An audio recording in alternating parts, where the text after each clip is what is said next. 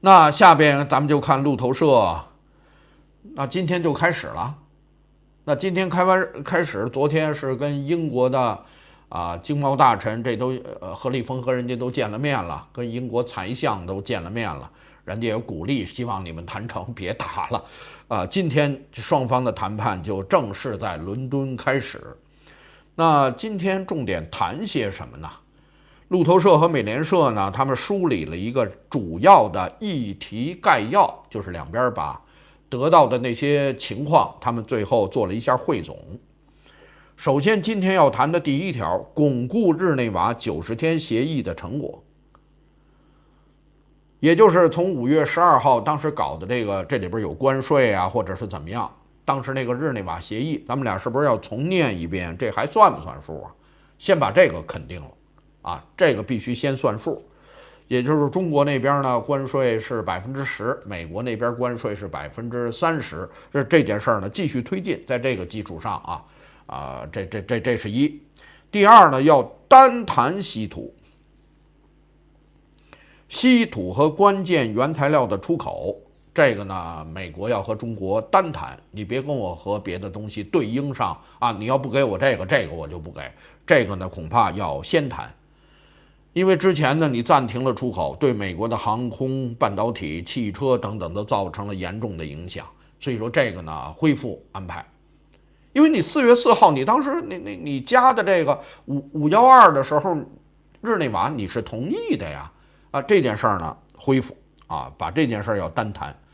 第3条呢是出口控制和技术的限制，这就涉及到美国这边了。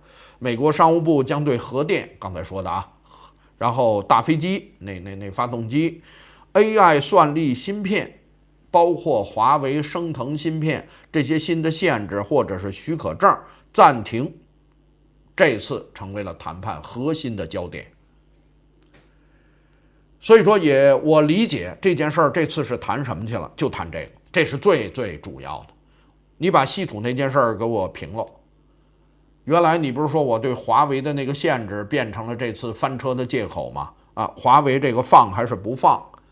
核电部件、大飞机发动机，包括算力芯片的设计软件等等，放还是不放？原来因为都不给来着，现在突然不给了，所以说这个会不会放？我认为会，因为原来是给的嘛。只不过后来两边这个不给稀土了以后，川普急眼了，这开始打起来了。因为在日内瓦的时候，这东西都是给的，所以说呢，既然退回到日内瓦，稀土给我恢复，然后刚才说的这些东西它也恢复，所以我认为这个呢，是能谈成的。那下边呢就涉及到台湾问题。那台湾问题呢，两边会因为这两个经贸代表团，台湾问题，简单这么一说就是个意思了。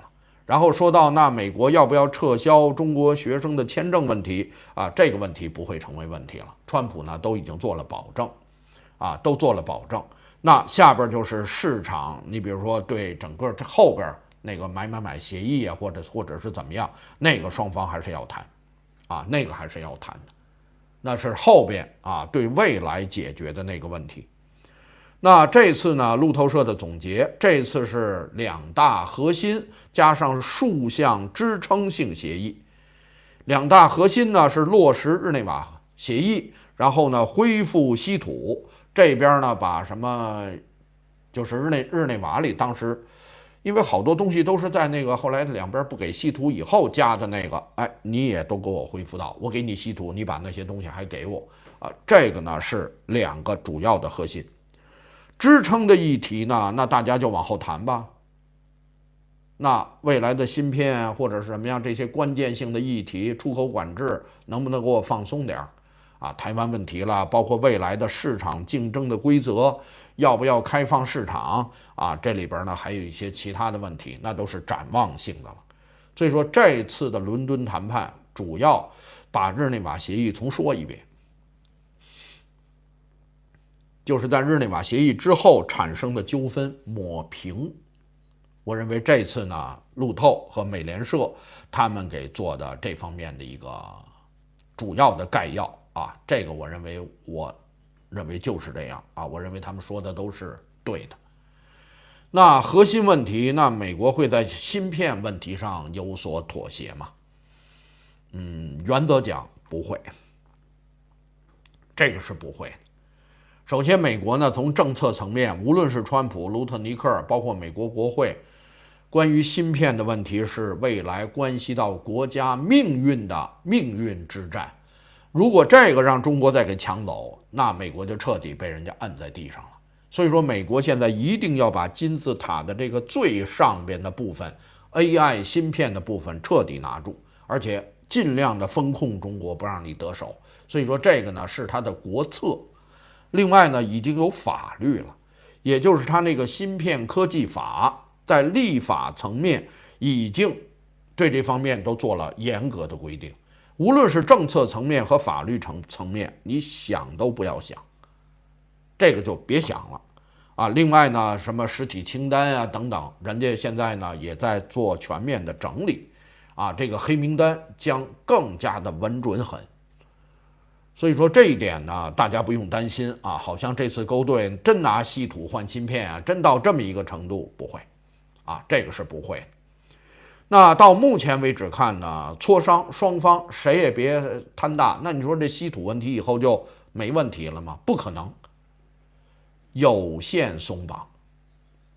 中国给美国的是有限松绑，那美国放你的飞机发动机啊，包括呢设计软件啊，包括呢刚才说的什么乙烷这些东西，也是有限松绑，也就是你有限。我也有限，咱们俩就在这种互相有限的情况下，就这么拉着手往前走。这就是目前美联社、路透社他们的一个判断。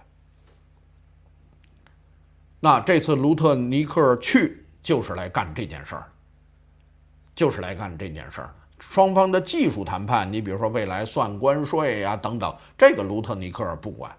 这是贝森特和格里尔的事儿，未来你怎么开放市场，什么知识产权，原来第一阶段贸易协议啊，那整个那大8条，那个是由那2位谈。那说到你放我40%的稀土，那我也放你40%的这个，双方的这方面的博弈，卢特尼克现场就可以拍板，因为他是政管，所以说这件事儿呢是这么理解的。